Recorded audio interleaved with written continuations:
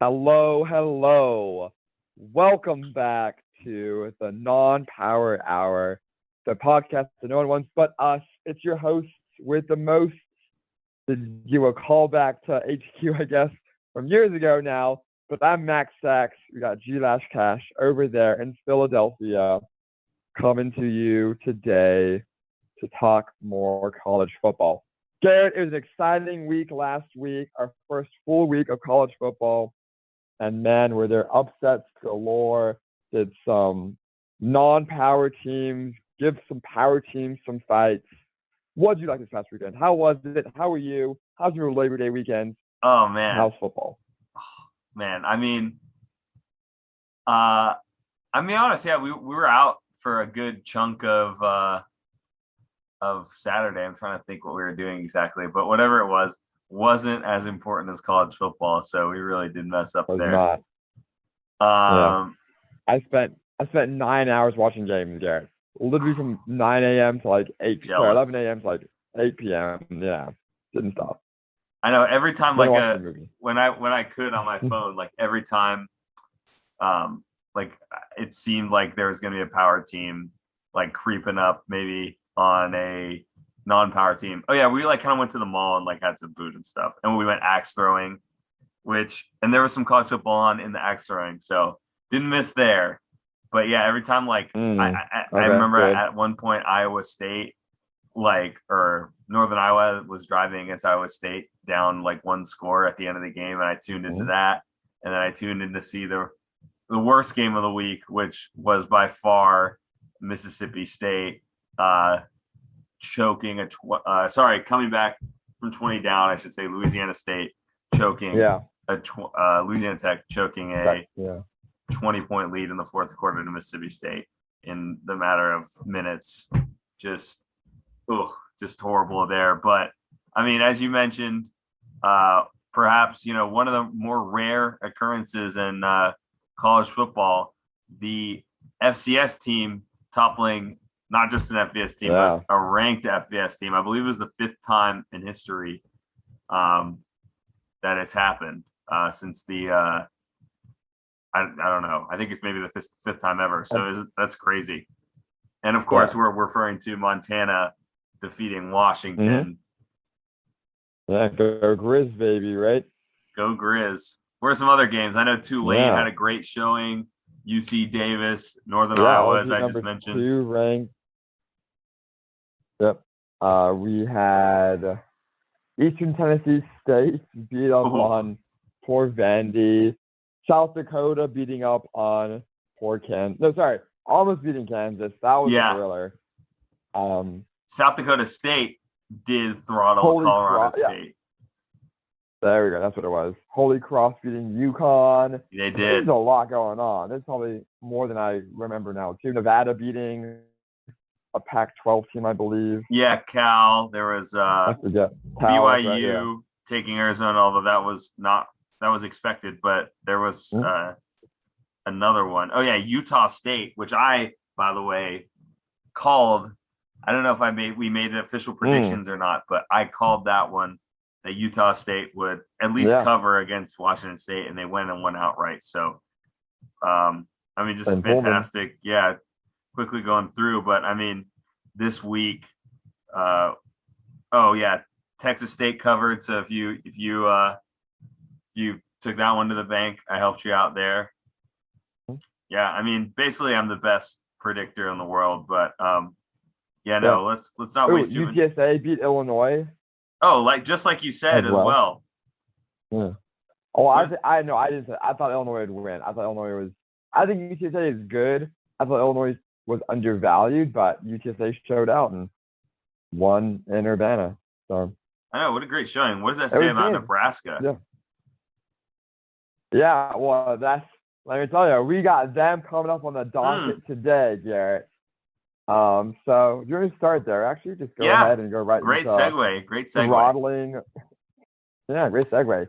Cool. So it's a big showdown, I'd say. Another chance for some FBS Group of Five teams taking on some pretty prime or suspect Power Five teams, which would be this Buffalo versus Nebraska game. So while I'm pulling it up myself, Garrett, do you want to kind of give us your rundown and your thoughts so far?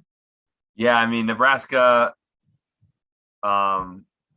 It's just been a tough time for Scott Frost. I mean, would love to, Mhm. think that they're coming back into the picture. Um, actually, I don't really care. I really don't care if they're coming back in the picture. But Okay, yeah, fair enough. they had that tough road loss to Illinois. They came back and they kind of struggled with Fordham in the first For half the first quarter. before, Yeah. yeah, the first quarter, I think, before really pulling away. So now we've seen Nebraska a couple weeks now. They got the week 0 game, of course. They have Adrian Mhm. Martinez, younger brother of Taylor Martinez at the helm. I think on paper, they probably are the better, more talented team. I'm trying to look up the line for this one Mhm. right now. I don't see it. If you Yeah, see it, so the line is, yeah, the line's 13 and a half points for Nebraska, a team that won by 45 points last week to Fordham. So take that as you will. right. Meanwhile, Buffalo beat Wagner 69 nice to 7, even better. So honestly, I'm pretty surprised that Nebraska is this much of a favorite. I mean, obviously, yeah, it's a big win against Fordham. They needed that. They had to show out. They had to play the team bad. But like you were saying too, they had a slow start last week. They had a slow start against Illinois that kind of kept them out of it, right? Like they were leading early in that game, but just got nothing going and allowed Illinois to kind of take away the set in the middle of the game. Right. And Buffalo just last year, I mean, they had a great defense last year, an amazing offense with the rushing attack behind Jarrett Patterson. Peterson, whatever his first name was. Patterson, excuse me. Yes, thank you. Yeah.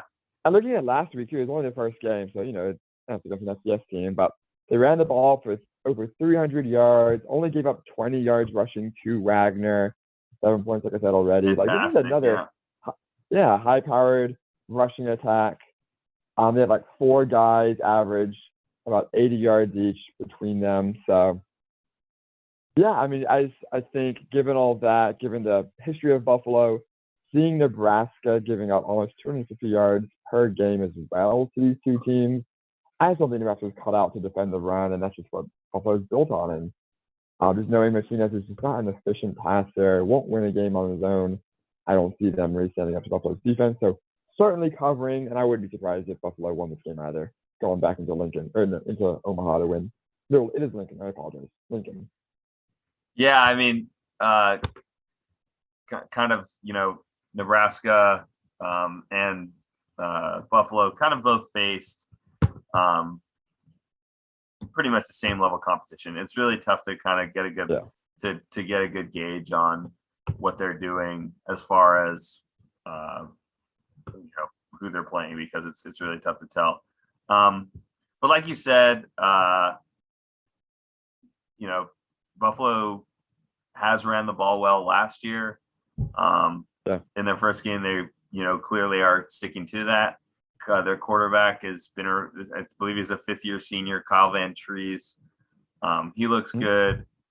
So Nebraska did give up 4.6 yards per carry on the ground last week to a pretty pitiful Fordham team, and I know some of that came in crunch time and whatever. I think does Buffalo have the athletes defensively? And we really don't know too much about them to stop Taylor Martinez, Yeah. he was definitely a playmaker. Obviously, had a big 75-yard touchdown run against Illinois the other night. So really interesting. I honestly think this could go either way. I think the 14-point line is too much. So yeah, I'm feeling like this could come down to the wire. You want to make a prediction here? Yeah, I mean, I'll give it to Buffalo. I think that offense is too good. The defense was good last year. I don't think they've lost too much. I'm going into this year. I'll take Buffalo straight up. Yeah, I'm looking at my computer, and it's sitting on a couple of boxes right now, and the box right underneath is a jigsaw puzzle, and the brand of it is called Buffalo, and it's blue. So just because I saw that, I have to go with Buffalo here. I think it's an omen. Okay. So if they do, look for Scott Frost, them to come calling for Scott Frost's job pretty soon, I think. Oh, I mean, yeah, I would almost bet that he'd be fired if they lose this game to Buffalo. Like that's two bad losses. They should be 3-0 right at the beginning of the year. They're 1-2 again. Like at what point? And they don't fire Scott Frost. So they bench Martinez. Like he's a great athlete, like you're saying, but he just has not been able to win ball games like he's supposed to be doing. So yeah, I don't know. I think Martinez is a good playmaker, but I think defensively they're going to need to really, if they can't stop Buffalo's attack at home. You know, not that Buffalo's a bad team, but you know, their quarterback is a fifth-year player, hasn't gotten too much experience. I think the most touchdowns he's thrown for in a year is 7. So nice. I mean, you don't need to when you had Patterson, right? Yeah, I know. I mean, that's a big part of it. So, you know, we really don't know much about him. So we don't know much about either of these teams at this stage in the season. So I think that's going to make it exciting. All right. Tune in 2:30 Central.